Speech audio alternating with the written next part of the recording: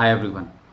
अगर आप JEE aspirant हैं और आपके मॉक टेस्ट में स्कोर नहीं आ रहा है, मतलब आप पढ़ाई करते हैं, होमवर्क डीपीपी सब हो रहा है, लेकिन फिर भी मॉक टेस्ट में स्कोर आ ही नहीं रहा है, अपनी एक्सपेक्टेशंस जो हैं वो मीट ही नहीं कर पा रही। हमें लग रहा है कि हमारा इतना स्कोर आना चाहिए, लेकिन हम उतना अचीव नहीं कर पा रहे हैं। भले आप 2025 एस्पिरेंट्स हैं, भले आप 2024 एस्पिरेंट हैं, तो इस वीडियो में हम ये पता करने की कोशिश करेंगे कि गलती कहाँ पे हो रही है और उस गलती को कैसे हम सुधार सकते हैं और कैसे अपने मॉक टेस्ट के स्कोर्स को इम्प्रूव कर सकते हैं, है ना। तो अगर आप फर्स्ट टाइम हमारे इस चैनल पे आए तो चैनल को सब्सक्राइब कर लीजिएगा और बेल आइकन भी दबा लीजिएगा ताकि कोई भी वीडियो आपकी मिस ना हो। और वीडियो को लाइक करिएगा अगर आपको पसंद आए। ज़्यादा बड़ा वीडियो नहीं बनाएंगे, will talk to the point.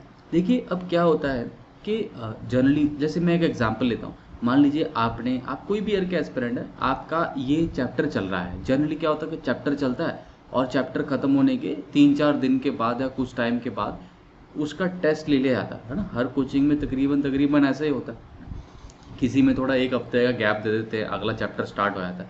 मतलब अगर गैप आ भी गया, ठीक है, तो उस गैप के दौरान छुट्टी तो नहीं होती, ये बात तो कंफर्म है। ऐसा तो कहीं नहीं होता होगा कि ये चैप्टर 1 करा दिया, अब भाई आपको 2 हफ्ते की छुट्टी है और 2 हफ्ते बाद आपका टेस्ट होगा, तो ऐसा कभी नहीं होता। तो जो चैप्टर 1 जब एंड हो रहा है और जो टेस्ट है उसके बीच में जो गैप हो रहा होता है उसमें चैप्टर 2 पढ़ाया जाता है, राइट। तो मतलब चैप्टर 2 पढ़ाया जाता है जब, तो ऐसा भी टीचर नहीं करते हैं कि चलो चैप्टर 2 का होमवर्क कम दे देते हैं क्योंकि भाई इनका चैप्टर 1 का टेस्ट है। That also is not done, because उससे क्या है कि पूरा स्केड्यूल फिर हमारा बिगड़ जाता है। तो इसका होमवर्क भी मिलेगा और इसकी थ्योरी भी चलेगी।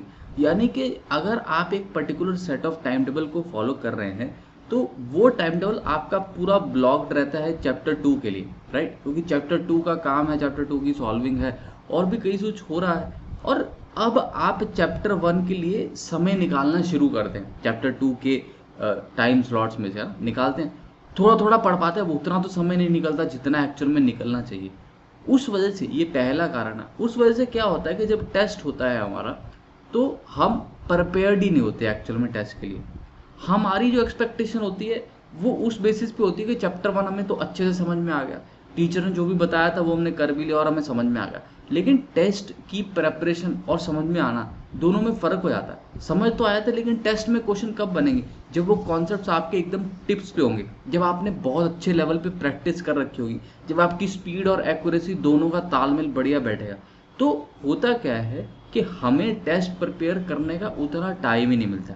तो अगर ये कारण है कि भाई आपका टेस्ट वेल प्रिपेयर्ड नहीं है जिसकी वजह से आपके लो मार्क्स आ रहे हैं, तो मेरे हिसाब से आपको घबराने की कोई, चिंता करने की कोई बात ही नहीं है। कहते क्यों भाई, अभी सिलेबस चल रहा है ना, तो चलने दो सिलेबस को। अभी अगर नंबर कम भी आ रहे हैं, मान लो किसी भी कारण से नंबर कम आ रहे हैं, जिसमें से एक कारण ये है लेट्स से कि आप टेस्ट को अच्छे से पढ़ नहीं पा रहे, प्रिपेयर नहीं कर पा रहे, ऑल दो चैप्टर आपका तैयार है, ऑल दो आपको चैप्टर की अच्छी अंडरस्टैंडिंग है, तो कोई चिंता की बात नहीं। जब सारा सिलेबस खत्म होगा और जब आप फाइनल रिवीजन करेंगे तब तो आपका स्कोर आ ही जाएगा। तो I don't think that is something to worry about. दूसरी चीज़, ऐसा भी हो सकता है कि हमारा चैप्टर एक पर्टिकुलर लेवल तक प्रिपेयर्ड है लेकिन आप बहुत ज़्यादा हाई एक्सपेक्ट कर रहे हैं, जस्ट बिकॉज आपको ऐसा लग रहा है कि नहीं अब तो मेरे को सारा कुछ आ गया है। तो मतलब आपकी जो एक्सपेक्टेशन और जो रियलिटी है उसमें एक गैप है, जिसकी वजह से आप स्कोर एक्सपेक्ट करते हैं कि 90 आएगा लेट से 100 में से, और आपका आता है 50। तो वहाँ पे एक गैप आपको दिख रहा है जो आपके डीमोटिवेशन का कारण बना है।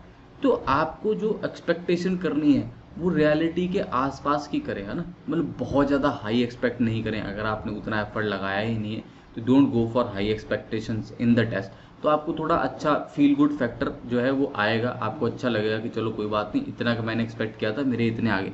Let's say you expect for 60 and you get 50, you will be happy. But if you expect for 90 and you get 50, you will not be happy, ठीक है। अब तीसरी चीज़ जो होती है, देखो कई बार क्या होता है कि हमारा चैप्टर प्रिपेयर ही नहीं हुआ था, मतलब हमारा चैप्टर में आता ही नहीं है एक्चुअल में।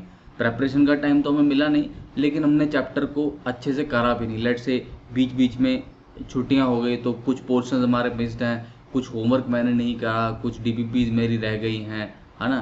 तो रिवीजन करना मैं भूल गया, तो मतलब आपने अच्छे से पढ़ा ही नहीं जिसकी वजह से टेस्ट में लो स्कोर आ रहा है ना।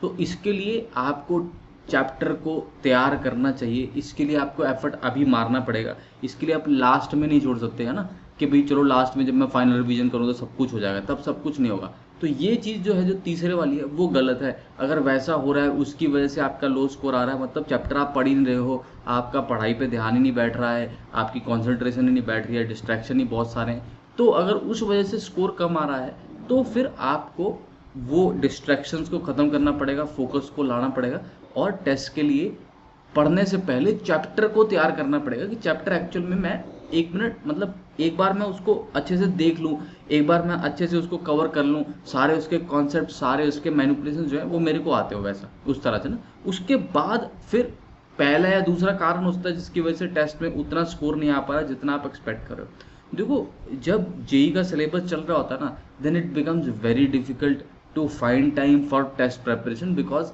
ऑनगोइंग चैप्टर भी होता है जैसे मैंने पहले कहा, और आपके टेस्ट का भी सिलेबस होता है, और जो बच्चे स्कूल जाते हैं उनका भी स्कूल का भी काम होता है, तो there is lot many things which are going on. But आप अगर टेस्ट को पैरामीटर ना मान के, टेस्ट के स्कोर को बेसिस ना मान के, देखो टेस्ट क्या है ना, वो एक रिजल्ट बेस्ड पैरामीटर है। टेस्ट में स्कोर आना क्या है, आप रिजल्ट एक्सपेक्ट कर रहे हैं। मैं ये हमेशा एडवाइस करता हूँ कि आपको एफर्ट बेस्ड प्रेपरेशन करनी चाहिए। एफर्ट बेस्ड प्रेपरेशन क्या होती है, आप ये मत सोचिए कि टेस्ट में कितना स्कोर आ रहा है, आप ये सोचिए कि आइडियली लेट से अगर मेरे को 12 घंटे हर रोज पढ़ने का है ना, ऑन एन एवरेज अगर मैं 12 घंटे क्लास वगैरह मिला के पढ़ रहा हूँ, तो क्या मैं डेली 12 घंटे पढ़ रहा हूँ? अगर मैं नॉन स्कूल गोइंग स्टूडेंट हूँ, एम आई स्टडिंग 12 आवर्स, तो मेरे को ना एफर्ट को जज करना है कि क्या मेरा एफर्ट लग रहा है, क्या मैं कॉन्सेंट्रेशन के साथ पढ़ता हूँ। Just focus on the effort rather than focusing और डिडक्टिंग ये डिडक्शंस निकालने के मैं पढ़ रहा हूँ कि नहीं पढ़ रहा हूँ टेस्ट के स्कोर से। आप एफर्ट के बेसिस पे डिडक्शंस करिए। अगर आप डेली बेसिस पे 12 घंटे की सिटिंग दे रहे हैं, तो आप देखिए अगर ये 12 घंटे आप 300 दिन देते हैं या फिर 2025 एस्पिरेंट तो 600 दिन देते हैं, this is huge amount of time. That means you will be able to do great in the exam. हाँ, काफ़ी बढ़िया आप कर लेंगे, कोई चिंता की बात नहीं है। अभी का जो टेस्ट का स्कोर लो आ रहा है, that is just because of lack of revision और just because of high expectations rather than अपना जो लेवल है वो एक्सपेक्टेशन के साथ मैच नहीं कर रहा, बस उसके कारण है, जो कि रिवीजन के समय आप उसको रेक्टिफाई कर सकते हो। आपको डीमोटिवेट होने की, घबराने की बिल्कुल जरूरत नहीं है। लेकिन अगर आपका इनपुट ही सही नहीं है, आप एफर्ट बेस्ड स्टडी में जब एनालाइज करते हैं तो आप देख रहे हैं कभी मैं 6 घंटे पढ़ता हूँ, कभी 7 पढ़ता हूँ, कभी 5 पढ़ता हूँ, तो मैं उतनी सीटिंग दे ही नहीं रहा हूँ। तो that is a matter of concern and that is where you should focus on.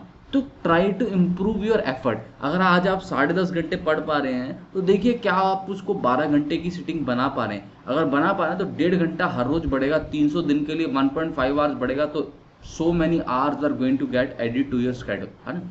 तो ये चीज़ करके देखिए, आई एम श्योर अगर आप एफर्ट बेसिस पे पढ़ेंगे तो आप बेटर कर पाएंगे और टेस्ट के रिजल्ट से ना तो आपको डीमोटिवेशन होगा एंड उसको आप पॉजिटिवली लेके और इम्प्रूवमेंट की स्टेज में आगे आगे बढ़ते रहेंगे, है ना। तो that was the idea behind making this video.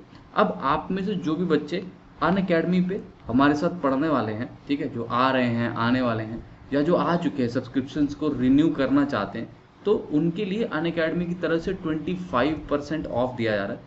मेरा रेफरल कोड है VL सर, इसको आपको यूज़ करना है, आपको 25% प्लस और स्टोर के सब्सक्रिप्शन पे मिलने वाला। और अगर आप आइकॉनिक सब्सक्रिप्शन ले रहे हैं या आइकॉनिक सब्सक्राइबर हैं तो उस पर आपको एक्स्ट्रा 25 + 15 यानी कि 40% का ओवरऑल आपको फ़ायदा होने वाला है। ये 31 जुलाई तक है, तो सेम कोड के साथ आप अवेल कर सकते हैं, ठीक है। उसके अलावा 2025 के लिए मेरा कल ही एक नया बैच स्टार्ट हुआ है, परिणाम बैच, जिसकी ओरिएंटेशन ली जा चुकी है, तो आप जाके उसकी ओरिएंटेशन देख सकते हैं। और 4 अगस्त से हम ट्रिग्नोमेट्री स्टार्ट करने वाले हैं, तो इस बैच में आप जुड़ सकते हैं अगर आप 2025 एस्पिरेंट हैं। अगर आप 2024 एस्पिरेंट हैं तो लाइव प्लस रिकॉर्डेड का एक बैच स्टार्ट हुआ है 28 जुलाई को, भी 2 दिन पहले ही, ठीक है। तो ये दिशा बैच है जेईई मेन एडवांस 2024 के लिए, आप इसमें जुड़ सकते हैं। और ये एक रिपीटर बैच था जो जून 14 को स्टार्ट हुआ है, ये भी लाइव प्लस रिकॉर्डेड है। इसमें इतनी रिकॉर्डेड क्लासेस और ये लाइव क्लासेस अभी होनी है, तो आप इसमें भी हमारे साथ जुड़ सकते हैं अगर आप ड्रॉपर हैं तो, है ना। तो सब ईयर के एस्पिरेंट्स के लिए बैचेस जो है वो चल रहे हैं। आप अपने डिसीजन के बेसिस पे, जो भी आपकी क्लास है उसके बेसिस पे आप बैचेस चूज़ कर सकते हैं। आप बैच का भी सब्सक्रिप्शन ले सकते हैं, स्टोर से मिल जाएगा वो आपको, और ओवरऑल पूरा अनअकैडमी प्लस भी सब्सक्राइब कर सकते हैं। स्टोर का सब्सक्रिप्शन जो होता है वो कम प्राइस पे होता है, मतलब चीपर होता है थोड़ा, क्योंकि उसमें केवल आपको वही एक बैच मिलता है। जब आप प्लस को सब्सक्राइब करते हो तो आपको फिर सारे बैचेस मिल जाते हैं, नए पुराने सब बैचेस। आप कोई भी बैच को एक्सेस कर सकते हो, बैच को शिफ्ट कर सकते हो, एक बैच से एक सब्जेक्ट पढ़ सकते हो, दूसरे बैच से दूसरे सब्जेक्ट पढ़ सकते हो। तो आप कोई भी कॉम्बिनेशन बिठा सकते हो अपने हिसाब से। लेकिन जब स्टोर से लेते हो तो फिर आपको वही स्टोर का बैच मिलता है और उसी बैच के टेस्ट मिलेंगे, प्लस में आपको सब बैचेस के टेस्ट वगैरह, सब क्वेश्चन बैंक, अनअकैडमी के नोट्स जो हैं पीडीएफ फॉर्म में वो मिल जाते हैं, है ना। आइकॉनिक सब्सक्राइबर्स को तो फिजिकल नोट्स भी मिल जाते हैं। तो जैसे जैसे फीचर्स आप ज़्यादा अगर चाहिए तो उसका जो प्राइस है वो कंपैरेटिवली बढ़ता जाता है। तो डिपेंडिंग ऑन आपको क्या क्या रिक्वायरमेंट है and depending on the financial viability you can take a call, है ना। बाकी मैं फ्री क्लासेस लेता रहता हूँ अनअकैडमी पे, मॉर्निंग में 10:30-11 बजे डेली रेगुलरली होती हैं। तो आप मेरी प्रोफाइल पे आ सकते हैं और वहाँ उन फ्री क्लासेस में हमारे साथ जुड़ सकते हैं। Thank you so much for watching the video. Do share with your friends and do hit the like button. Thank you. Bye bye.